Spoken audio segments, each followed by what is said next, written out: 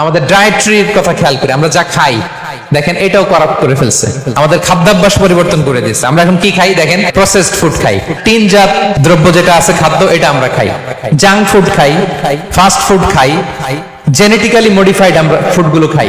ফলে আগে আমাদের মুরব্বীরা বাপ দাদারা যে এনার্জি পেত ওই এনার্জি আমাদের গায়ে নাই, ঠিক কিনা বলেন? আমাদের ফুড করাপ্ট হয়ে গেছে। এখন ডাক্তারের কাছে গেলে বলে লাল মাংস যে খায় আমার সিরিয়াল দিবেন না, গরুর গোশত খেলে আমি দেখি না, এরকম বলে। তো রাসূল সাল্লাল্লাহু আলাইহি ওয়াসাল্লামের যুগে ওনারা মিট খেতেন না ভাইয়েরা, ফ্রেশ মিট, মরুভূমির ক্যাকটাস গুলমলতা খেয়ে যে খাসি দুম্বা গুলো, ওগুলো খাইলে এমনিতে শরীরের ভেতরে এনার্জি চলে আসে। এগুলো বাদ দিয়ে আমরা খাবারে কি ঢুকাইছি? Fast food. আমাদের ছোট বাচ্চাদেরকে দেখবেন ভালো মাছ খেতে দিলে খায় না, ভেজিটেবল দিলে খায় না। কি খাবে ওরা? আমি জানি কি খাবে, শোনেন। সসেজ খাবে, দেন পিজা খাবে, ইনস্ট্যান্ট যে স্যুপ আছে, নুডলস আছে, এগুলো খাবে, ফ্রোজেন যত মিল আছে এগুলো খাবে, ঠিক কিনা? তাহলে আমাদের ডায়েটরি সিস্টেমকে চেঞ্জ করে দেওয়া হয়েছে।